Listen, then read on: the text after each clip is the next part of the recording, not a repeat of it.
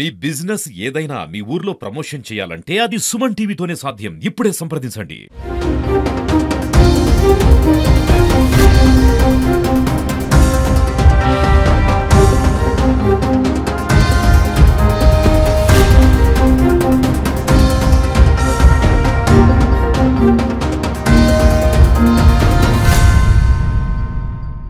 TTD Parakamani కేసులో కీలకంగా ఉన్నటువంటి మాజీ టీటీడీ ఏవీఎస్ఓ సతీష్ కుమార్ మృతిపై అనేక అనుమానాలు రేకెత్తిస్తున్నాయి. సిఐడి విచారణకు ఆయన గుంతకల్లు నుంచి తిరుపతికి రావడానికి ఇదే రాయలసీమ ఎక్స్ప్రెస్ ఎక్కారు. ప్రస్తుతం నేను రాయలసీమ ఎక్స్ప్రెస్ A1 బోగి దగ్గరే ఉన్నాను. ఇదే బోగిలోనే ఆయన ప్రయాణించారు, 29వ సీటు. అయితే ఈ ఒక్క ట్రైన్లో ప్రయాణిస్తుండగానే ఆయన అనుమానాస్పద రీతిలో చనిపోయినటువంటి పరిస్థితుల్లో ప్రస్తుతం ఈ కేసు అనేది ఏపీ పోలీసులు అటు సిఐడి పోలీసులు దర్యాప్తు ముమ్మరం చేశారని చెప్పుకోవచ్చు. అటు సతీష్ కుమార్ ప్రయాణించినటువంటి ఇదే బోగి వద్ద నేనున్నాను. ఆయన 13వ తారీఖున రాత్రి 12 గంటల సమయంలో ఈ ట్రైన్ ఎక్కినట్టయితే చెప్పచ్చు. సో ఎక్కినటువంటి కొన్ని గంటల్లోనే, అంటే 2 నుంచి 3 గంటల ప్రాంతంలోనే అతను చనిపోయినట్టయితే వైద్యులు ధృవీకరించారు. కాబట్టి సో ఆ రకమైనటువంటి పరిస్థితులు ఎందుకు వచ్చాయి, అసలు ట్రైన్ నుంచి ఆయన ఒకవేళ ఆత్మహత్య చేసుకోవాలనుకున్నప్పుడు ఎందుకు ట్రైన్లో ప్రయాణించాడు, సో రైలు నుంచి దాదాపు 200 అడుగుల దూరంలో ఆయన బాడీ కనిపించింది. కాబట్టి ఒకవేళ ట్రైన్ నుంచి దూకితే అతని బాడీ అంత దూరంలో పడుతుందనే విషయాలపైన కూడా ఇప్పటికే పోలీసులు దర్యాప్తు ముమ్మరం చేశారు. సీన్ రీకన్స్ట్రక్షన్ చేసినటువంటి నేపథ్యంలోనే కూడా ఇదే రాయలసీమ ఎక్స్ప్రెస్ నుంచి ఈ ట్రైన్ నెంబర్ కూడా 12794, అంటే ఈ యొక్క ట్రైన్కి సంబంధించే అతను ప్రయాణించడం జరిగింది.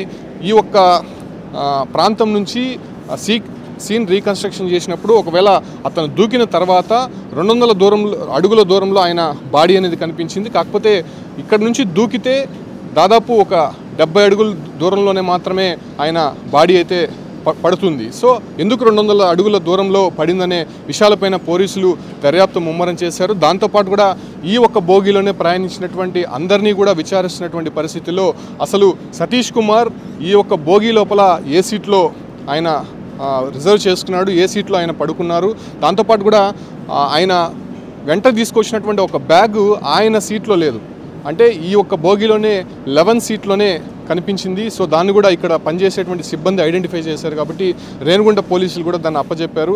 లోపలికి వెళ్ళి నేను క్లియర్ కట్గా అతను ఎక్కడ ప్రయాణించారు, ఏ బోగిలో పడుకున్నారు, ఆయన బ్యాగ్ ఎక్కడ దొరికిందో ఒకసారి మీకు చూపించే ప్రయత్నం చేస్తాను. లోపలికి రండి.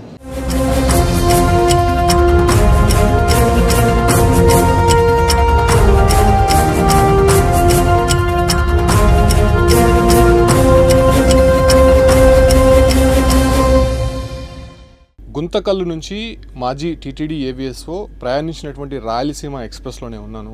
A1 బోగి 29వ సీట్ నెంబర్ అయింది. 13వ తారీఖున రాత్రి ఈ ఒక్క ట్రైన్ ఎక్కినట్టయితే తెలుస్తుంది. మనం ఒక సీసీ ఫుటేజ్ కూడా చూడొచ్చు. 11 గంటల 53 నిమిషాలకి అతను తన బైక్ను గుంతకల్లు పార్కింగ్లో పార్క్ చేసిన తర్వాత ఈ ట్రైనే ఎక్కాడు. ఈ ట్రైన్ ఎక్కి తిరుపతికి వస్తుండగా, అంటే పరకామణి కేసులో విచారణను ఎదుర్కొంటున్నటువంటి సతీష్ కుమారు 14వ తారీఖున విచారణకి అటెండ్ అవ్వాల్సి ఉంది. సో ఆ కేసులోనే ఈ ట్రైన్లో వస్తుండగానే ఆయన అనుమానాస్పదంగా చనిపోయినటువంటి పరిస్థితి. ప్రస్తుతం ఆయన ప్రయాణిస్తున్నటువంటి 29వ సీట్ ఇదే. సో ఈ సీట్లోనే అతను బర్త్ బుక్ చేసుకున్నాడు.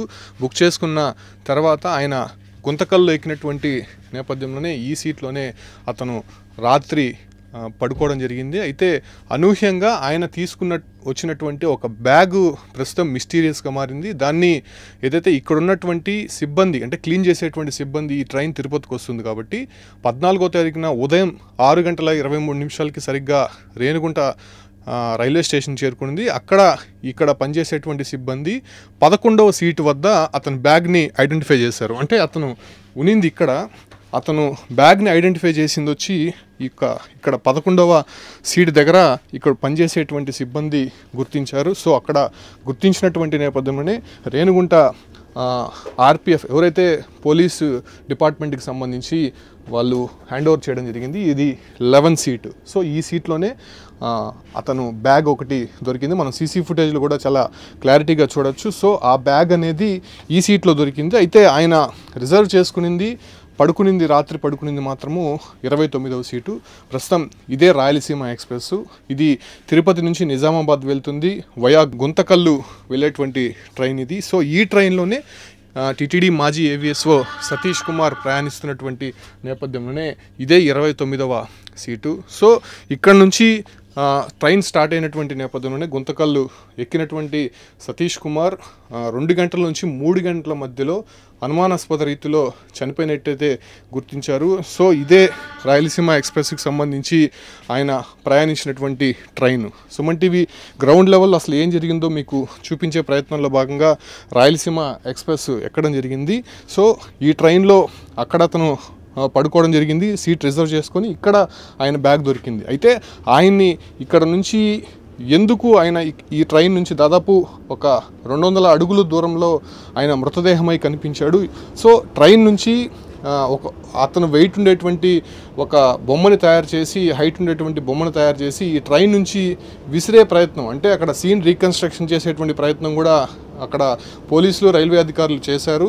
చెన్నై ఎగ్మోర్ నుంచి వస్తున్నటువంటి ఒక్క ట్రైన్లో ఆయన బాడీకి సంబంధించినటువంటి మొత్తం వెయిట్ హైట్ ఉండేటువంటి ఒక బొమ్మను తయారు చేసి ఈ ఒక ట్రైన్ నుంచి కిందకు విసిరేస్తే ఎంత దూరంలో పడుతుంది, ఒకవేళ ఆయన దూకి ఆత్మహత్య చేసుకొని ఉంటే ఇక్కడ నుంచి దూకిన తర్వాత ఎంత దూరంలో బాడీ పడే అవకాశం ఉంటుందనే దానిపైన ఒక ఎక్సర్సైజ్ చేశారు. కాకపోతే ఇక్కడ నుంచి అతను దూకిన తర్వాత అతి కొద్ది దూరంలోనే, దాదాపు చాలా తక్కువ దూరంలోనే ఆయన బాడీ పడడం జరిగింది. అయితే అక్కడ ఉన్నటువంటి సీన్ అంటే సతీష్ కుమార్ డెడ్ బాడీ పడింది ఇక్కడ నుంచి దాదాపు 200 అడుగుల దూరంలో పడింది.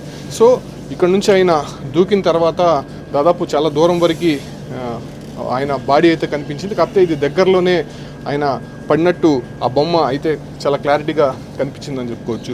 ఇదే బోగిలోనే ఆయన ప్రయాణించారు. అయితే అకస్మాత్తుగా ఎందుకు ఆయన మృతదేహమై కనిపించాడో అర్థం కానటువంటి సిచ్యువేషన్ అయితే కనిపిస్తోంది. ప్రస్తుతం ఇదే కేసు పైన విచారణ జరుగుతోంది ముమ్మరంగా.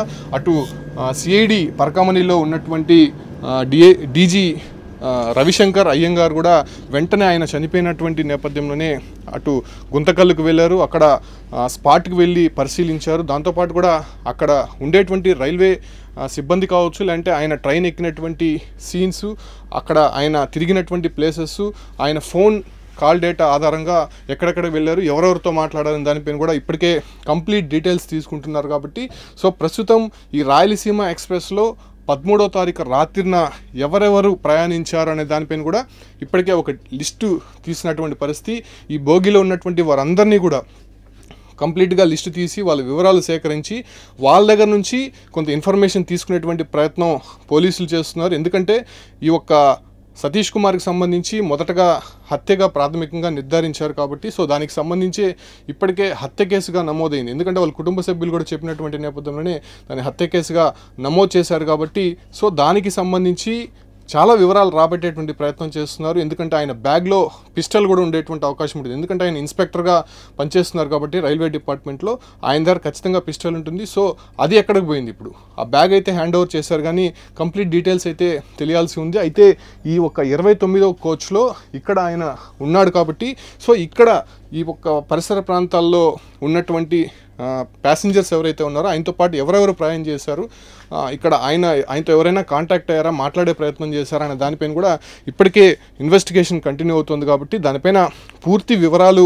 మరికొన్ని రోజుల్లోనే తెలిసేటువంటి అవకాశం ఉంది. ఎందుకంటే అతను పోస్ట్ మార్టం రిపోర్ట్లో కూడా కొన్ని సంచలనమైనటువంటి విషయాలు బయటకు వచ్చాయి. అతను తల వెనక భాగంలో చాలా బలమైనటువంటి దెబ్బ తగిలింది, ఈ కారణంగానే ఆయన చనిపోయాడు. ఇక బాడీలో ఏ ఎముక విరగలేదు, చిన్నపాటి దెబ్బలు తప్ప అనే విషయాలు కూడా ఇప్పటికే పోస్ట్ మార్టంలో ప్రాథమికంగా వైద్యులు గుర్తించారు. అటు ఆయన పోస్ట్ మార్టం జరిగేటప్పుడు కూడా హెచ్ఓడీస్, అటు కార్డియాలజీ కావచ్చు, న్యూరాలజీ, అదే రకంగా ఆర్థోపెడిక్ సంబంధించి రేడియాలజీ, వీళ్ళందరూ కూడా హెచ్ఓడీస్ నేరుగా ఆ ఒక పోస్ట్ మార్టంలో వాళ్ళు కూడా ఇన్వాల్వ్ అయ్యారు. సో వాళ్ళు కూడా దగ్గరుండి దాన్ని చేశారు కాబట్టి కంప్లీట్ డీటెయిల్స్ అయితే తెలిసేటువంటి అవకాశం కనిపిస్తోంది.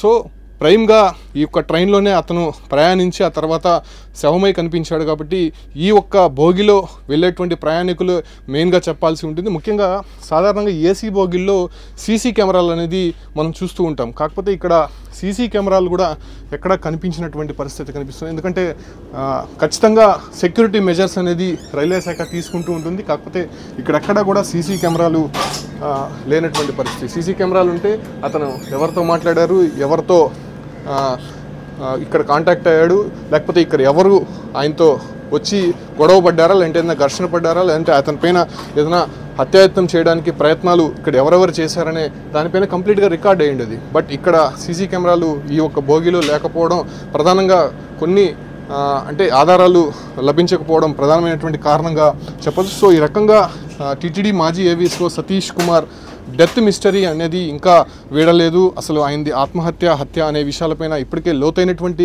దర్యాప్తు చేస్తున్నప్పటికీ అటు డాక్టర్స్ మాత్రం ప్రాథమికంగా అయితే ఆయన హత్యని నిర్ధారించారు. కాబట్టి కంప్లీట్గా కుటుంబ సభ్యులు ఇచ్చినటువంటి ఫిర్యాదు మేరకు ఇప్పటికే కేసులు అయితే నమోదు చేశారు. ఆయన బ్యాగ్ కూడా పరిశీలిస్తున్నటువంటి నేపథ్యంలోనే ఆయన దగ్గర ఇన్స్పెక్టర్ కాబట్టి పిస్టల్ ఉంటుంది, ఆ పిస్టల్ ఏమైంది, అసలు ఉందా లేదా అనే విషయాలపైన కూడా రేణిగుంట పోలీసులకి ఆ ఒక బ్యాగ్ని ఇక్కడ పనిచేసేటువంటి సిబ్బంది ఇచ్చారు. కాబట్టి దానిపైన కూడా దర్యాప్తు జరుగుతోంది. ప్రస్తుతం ఈ ఒక కేసుకి సంబంధించే అటు సీసీ ఫుటేజ్ అనేది కొంత పోలీసుల దగ్గర ఉంది కాబట్టి అక్కడ ఉండేటువంటి ప్రయాణికుల్ని, రైల్వే సిబ్బందిని కావచ్చు, అంటే ఆయన కాల్ డేటాకు సంబంధించి కొన్ని పరిశీలిస్తున్నటువంటి పరిస్థితి. ముఖ్యంగా అర్ధరాత్రి సమయంలో ఆయన భార్యకి ఒక మెసేజ్ పెట్టాడు, 4-5 సార్లు ఫోన్లు కూడా చేసినట్టయితే తెలుస్తుంది. ఆమె రెస్పాండ్ కాలేదు. ఈవెన్ మిడ్ నైట్ కావడంతో ఆమె నిద్రలోకి వెళ్ళి ఆమె ఫోన్ తీయలేకుండా పోయిండొచ్చు. కాకపోతే ఒక మెసేజ్ కూడా పెట్టాడు, నాకు ఇక్కడ డిస్కంఫర్ట్గా ఉందని చెప్పి కూడా ఆయన ఒక మెసేజ్ పంపించినట్టు పోలీసులు కూడా ఐడెంటిఫై చేశారు. కాబట్టి దీనిపైన కంప్లీట్ ఇన్వెస్టిగేషన్ అయితే జరుగుతుంది. ప్రస్తుతం ఆయన ప్రయాణించినటువంటి రాయలసీమ ఎక్స్ప్రెస్లోనే మనం ఉన్నాం. ఇక్కడ ఉండేటువంటి ప్రయాణికులను కూడా ప్రస్తుతం విచారిస్తున్నటువంటి పరిస్థితి అయితే కనిపిస్తుంది.